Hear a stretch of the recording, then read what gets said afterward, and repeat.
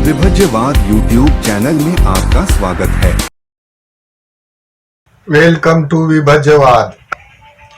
विभज्यवाद में सभी सत्पुरुष का स्वागत है।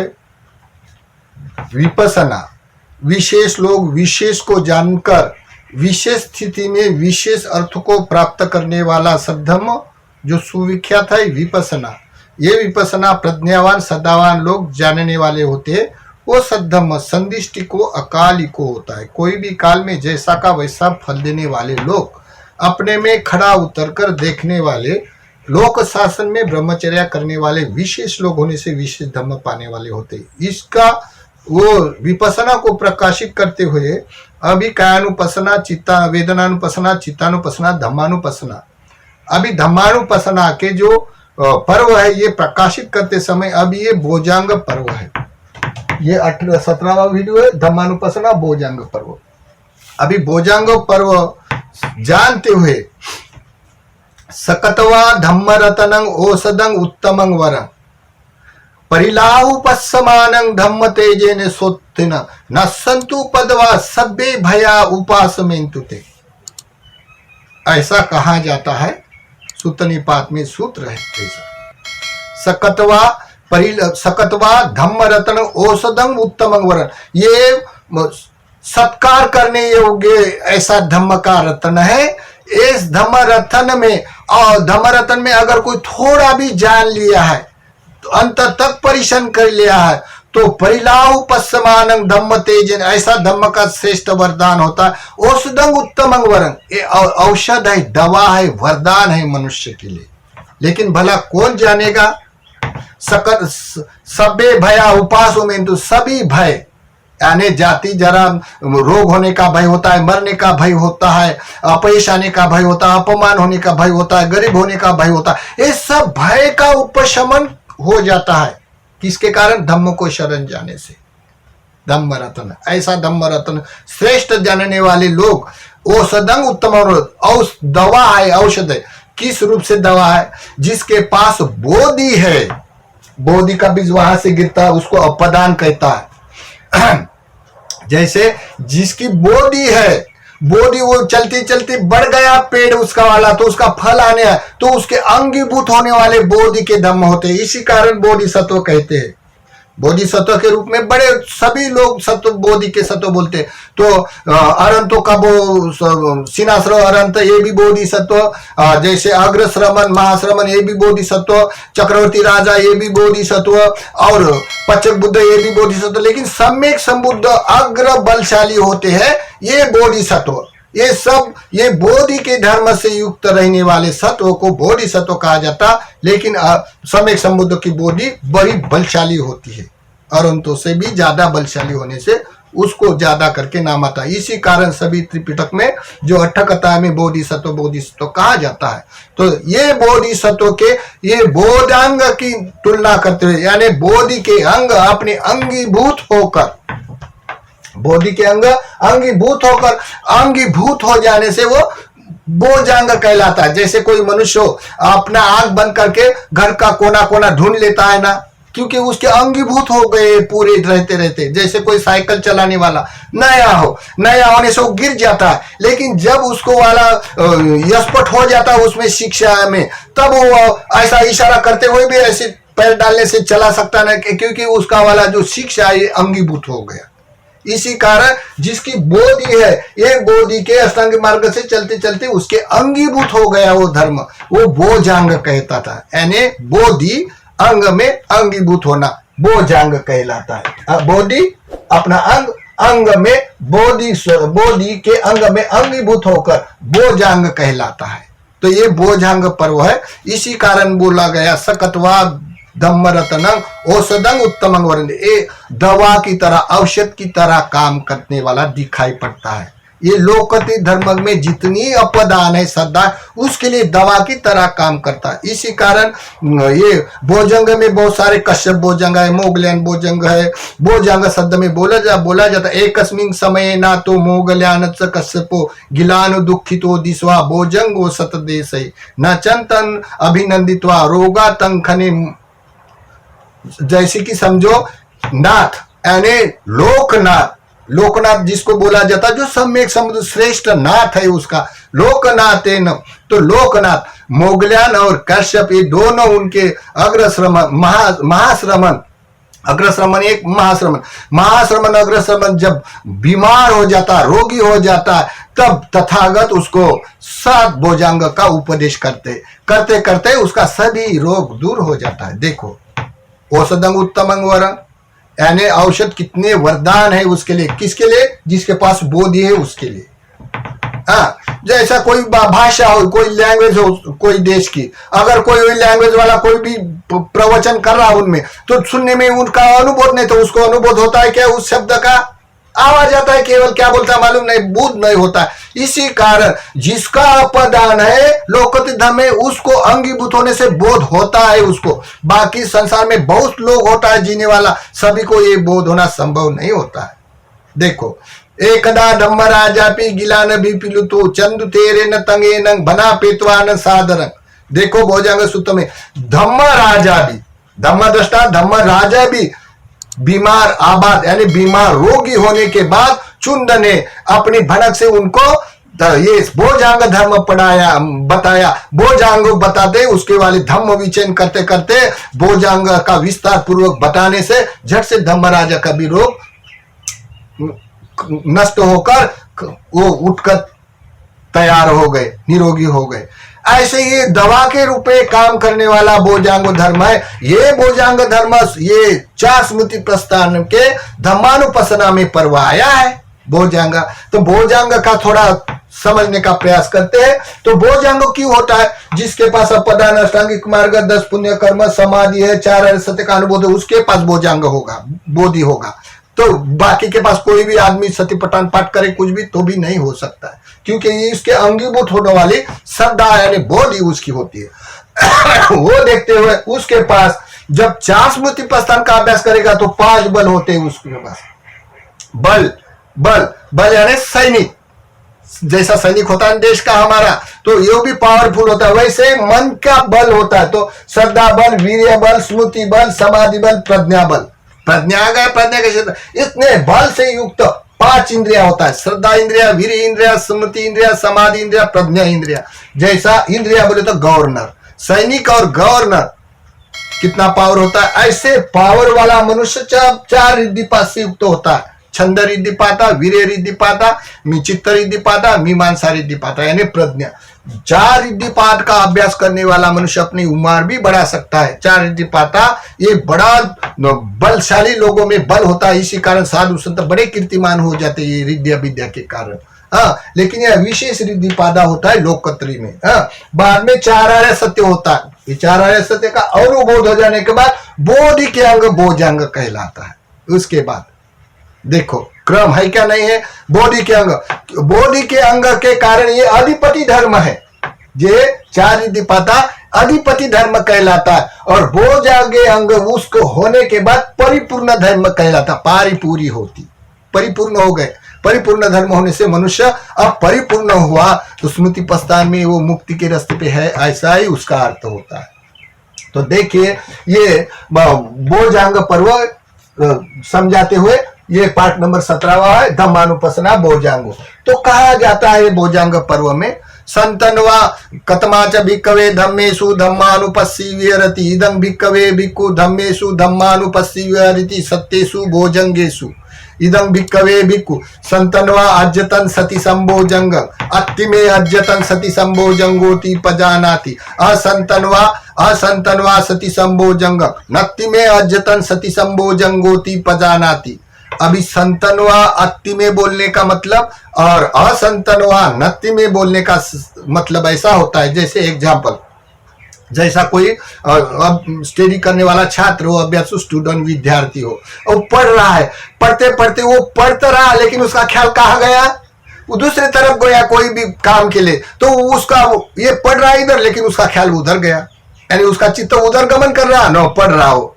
तो पढ़ने के बाद जब वो अपना वाला याद हुआ क्या नहीं देखता है, अरे बोलता है मेरा मन तो उधर गया था, तो फिर वो डबल पढ़ता है, यानी उसकी भनक नहीं है। जब रहने के बाद वो रहने अभी पढ़ रहा, पढ़ने के बाद फिर ख्याल में आता इसका ही मतलब होता है संतनवा, यानी जो सस्तान में अपने सत का संपजान में अपने बॉडी में अंग में रहने वाले जो सती संभोजंगो, सती यानी स्मृति, स्मृति यानी विपसना, कतमाच सा भिक्कवे सम्मा सती योको भिक्कवे काये कायानुपस्सी विहरति वेदना वेदनानुपस्सी विहरति।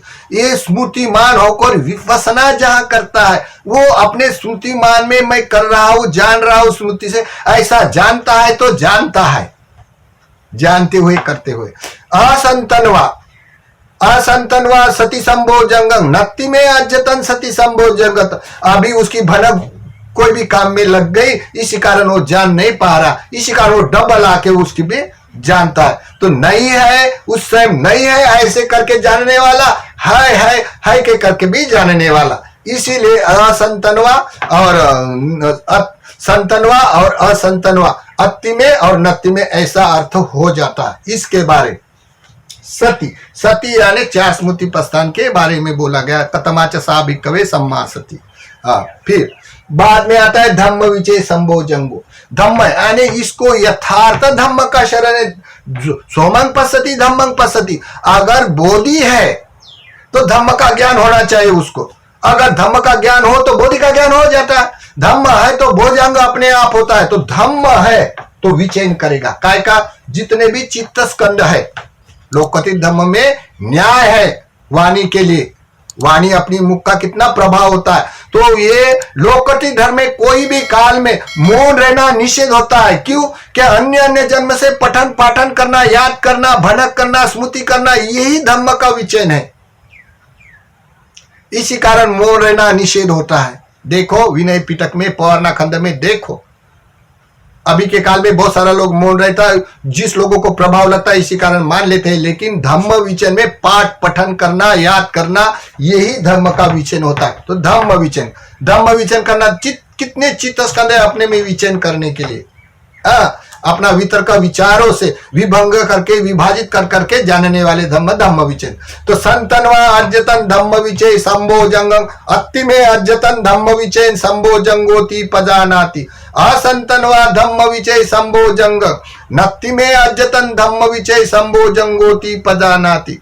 जैसा पहले सती संभोजंग के बारे में बताया था ना, तो सती संभोजंग में संतनवा अज्जतन सती संभोजंग यथाच अनुपन्न सती संभोजंग अनुपादो होती तंच पजानाति, यथाच उपन्न सती संभोजंग भावनाय पारिपूरी होती तंच पजानाति।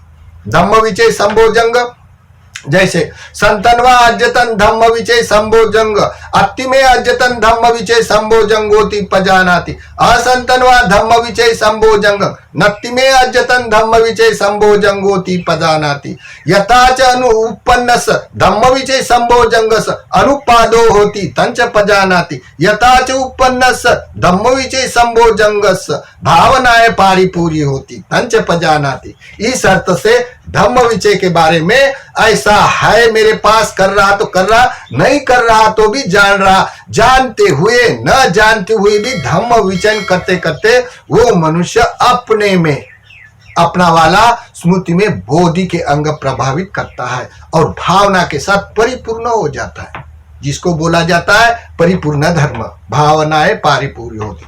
बाद में आता है वीर्य संभोजन, संतनवा अज्जतन वीर्य संभोजंग अति में अज्जतन वीर्य संभोजंगोति पजानाति, असंतनवा वीर्य संभोजंग नत्ति में अज्जतन वीर्य संभोजंगोति पजानाति, यथाच उपन्नस वीर्य संभोजंगस अनुपादो होती तंच पजानाति, यथाच उपन्नस वीर्य संभोजंगस भावनाएं पारिपूरी होती तंच पजानाति। वीर्य प्रयास करना अनिवार्य होता है उसका, जैसे कोई सोतापन्न होने के बाद भी बोलेगा क्या बाद में का कोई करना का जरूरत नहीं, ऐसा नहीं, सोतापन्न होने के बाद भी वो आगे के लिए प्रयास न करता, उसको भी आलसी कहा जाता। इसी कारण कम्मारामता, भस्मारामता, निद्रारामता, ये मनुष्य ये स्मृति प्रस्थान का अभ्यास नहीं कर सकता है। इसी कारण इसके लिए भी ये धर्म होते हैं, कम्मारामता, भस्मारामता, ज्यादा बोलने वाला, झूठ मूठ बोलकर अपने उपासकों को दान के लिए बाजी मारने वाले होते हैं, भस्मारामता। कमारांता अपने काम करने के लिए, विहार में अपना बनाकर अपना अपना करने के लिए होता है। निद्रांता खाता है और सोता है। ये 3 प्रकार के लोग ये धम्म विचय नहीं कर सकता है, ना वो निर्वाण के लिए प्रयास कर सकता है, इसलिए वो आलसी कहा गया है। ये पलिबोध में आते हैं सब धर्म, चेतनाशील में पलिबोध में आते हैं। फिर इसी कारण बोला गया वीर्य करना संभव होता है। फिर बाद में होता है पीति संभोजंग, संतनवा अज्जतन पीति संभोजंग, अति में अज्जतन पीति संभोजंगोति पजानाति, असंतनवा पीति संभोजंग, नत्ति में अज्जतन पीति संभोजंगोति पजानाति, यथाच उत्पन्नस्य पीति संभोजंगस अनुपादो होति तंच पजानाति, यथाच उपन्नस्य पीति संभोजंगस भावनाएं पारिपूरी होती। प्रीति 5 प्रकार की होती है, कुशल में भी होती है, अकुशल में भी होती है। मार्ग का साक्षात्कार करने के साथ भी ततीय ध्यान प्रीति होती है, अमार्ग में भी वो प्रतिरूपे का प्रीति अकुशल हो जाती है। और 5 प्रकार की प्रीति रेल सेल करने से ज्यादा थेरी उत्पन्न करने से 5 प्रकार की प्रीति गदगद होकर निहाल हो जाता है, रोम रोम खिल जाता है।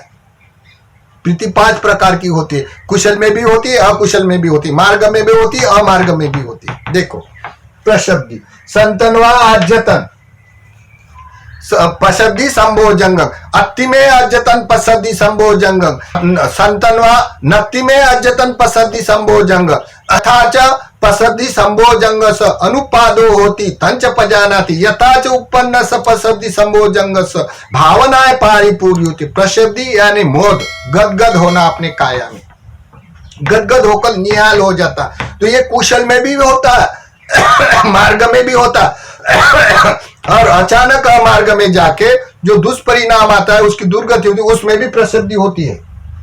देखो तो ये प्रसिद्धि यानी गदगद होना। ठीक, फिर संतनवा अज्जतन समाधि संभोजंग, अति में अज्जतन समाधि संभोजंगोति पजानाति, असंतनवा अज्जतन समाधि संभोजंग, नत्ति में अज्जतन समाधि संभोजंगोति पजानाति, यथाच उपन्न समाधि संभोजंग अनुपादो होती तंच पजानाति, यथाच उपन्न समाधि संभोजंग भावनाएं पारिपूरी होती। जो कोई मनुष्य परियति पटिपति धर्म में विहार करने वाला अनुबोधित है, उसको क्या समाधि मैं कर रहा हूँ जबरदस्ती करना का मतलब होता है, उनका चित्त ही समाधि हो जाता है। जब चाहे तो अपनी समाधि में झट से चला जाता है।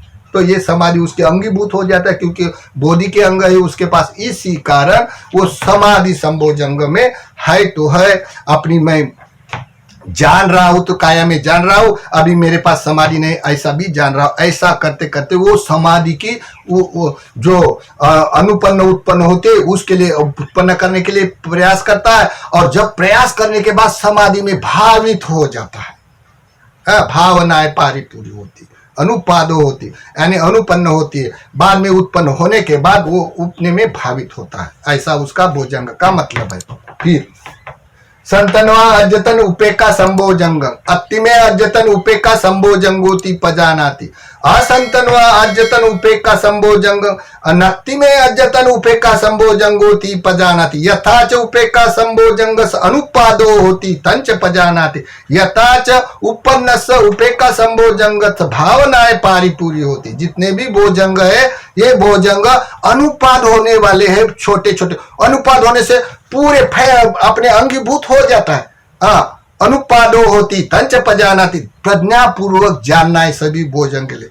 भोजन के लिए सभी को प्रज्ञा पूर्वक जानने वाला है तो है करके भी जानते हैं, अपने में नहीं करके भी जानते हैं। ऐसे 7 भोजंग के बारे में कहा गया। जब वो है ऐसे जानते हुए अपने में जब भावना करता है तो भावनाएं पारिपूरी होती, जिसकी परिपूर्ण भावना हो जाने के बाद सभी सुख से कितने प्रमाण मेटी भावने से विहार करने वाले होते हैं। इसीलिए ये भोजंग कहा गया। तो ये भोजंग धम्म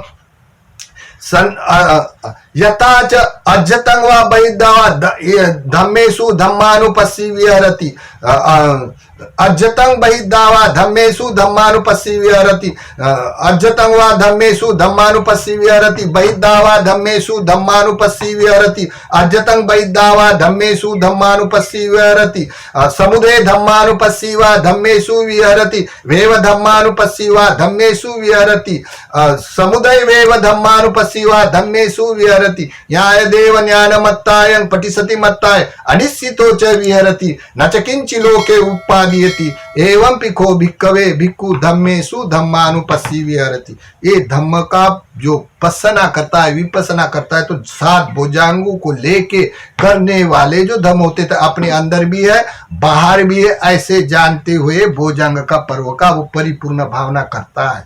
और ये समुदय है, समुदय वे और उत्पन्न होके वे होने वाला, ऐसी अपने भावना में विहार करते हुए समुदय है ये और ये वे हो रहा, ऐसे दोनों में जानते हुए कोई भी में स्पर्श न करते हुए अनासक्त होकर, जैसे अपने स्वयं के बोधि के ऊपर ज्ञान के ऊपर वो करते हुए बोधि धर्म से वो परिपूर्ण धर्म करते हुए अपने ज्ञान के ऊपर जानते हुए स्वयं उसके ऊपर प्रतिष्ठित होकर स्वयं जानता है, तब जानता है तो अनाश्रित होकर वो विहार करने वाला होता है। तो ये कौन करेगा? जिसके पास अपदान है, अष्टांगिक मार्ग है, पुण्य कर्म है, जिसके पास समाधि, 4 आर्य सत्य है, फिर वो सुमति प्रस्थान में 4 स्फूर्ति प्रस्थान में वो मार्ग के लिए एकायनो मग्गु विशुद्धि मार्ग में वो साक्षात्कार के लिए बोधि का धर्म बोधि अपने अंगीभूत करके वो विचयन करेगा। इस तरह वो करता है।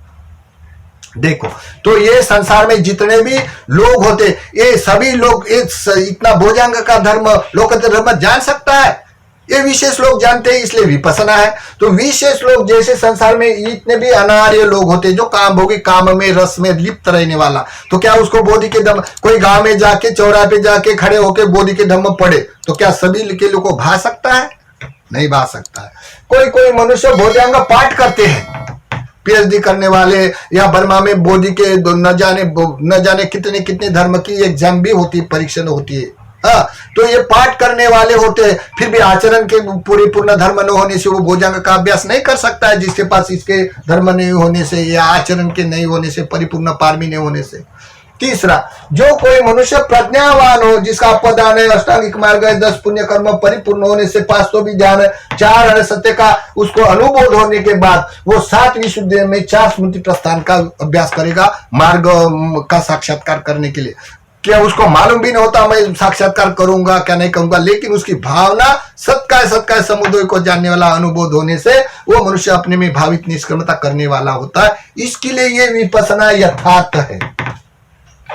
देखो अभी ये यथार्थ विपसना की तुलना करते वक्त इसमें इतने लोगों में इतने धर्म चाहिए, अभी जो विपसना प्रभावित हो इसके लिए कुछ भी नहीं चाहिए। किसी का अपदान बोधि नहीं चाहिए, अष्टांगिक मार्ग नहीं चाहिए, पुण्य कर्म नहीं चाहिए, समाधि नहीं चाहिए, 4 आर्य सत्य नहीं चाहिए, उसको कुछ नहीं चाहिए। आए आनापान का अतिक्रमण करे हर कोई चर्या स्वभाव वाला।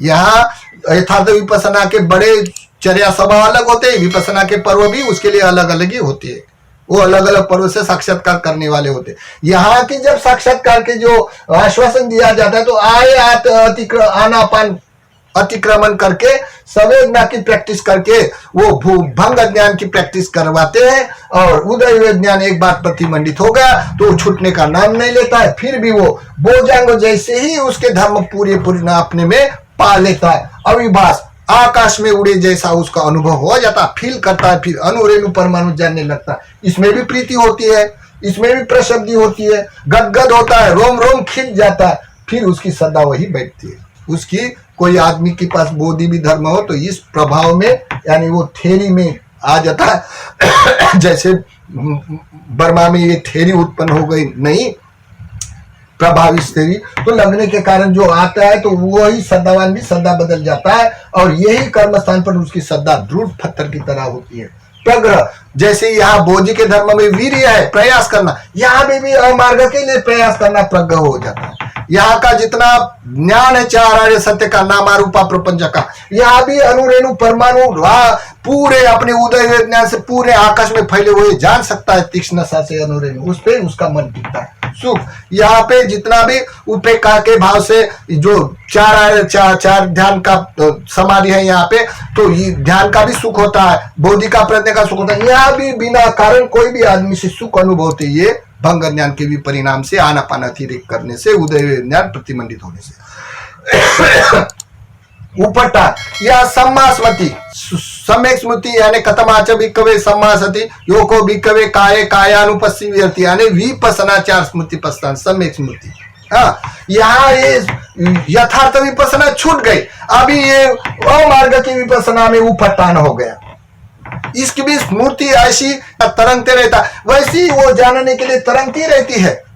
यहाँ भी उपेक्षा है बोजांग में, तो ये बोजांग यथार्थ विपස්සना मार्ग के यहाँ अमार्ग की रेलसन करने की थ्योरी उत्पन्न हो गई। तो यहाँ पे भी उपेक्षा से सभी उसके उद्योग धंधे आप हो जाके उपेक्षा से करता है और उस पर उपेक्षा रहता, क्योंकि सभी वेदना का उपशमन, वेदना का जो अतिक्रमण करने से अब उपशमन हो जाने के निहाल बैठ सकता है। उसका जो भी संस्कार है उसको देखना है, नहीं केवल आनापान देखना। तो इसी कारण वो रात दिन बैठते रहेगा। इसी कारण इसमें जो प्रभाव में आने के बाद फर्क क्या है, इस ये थ्योरी का अहंकार और बढ़ता है 10 और लोग 10 सुख संवेदना के प्रति बढ़ता है और मिथ्या दृष्टि भी हो जाती है।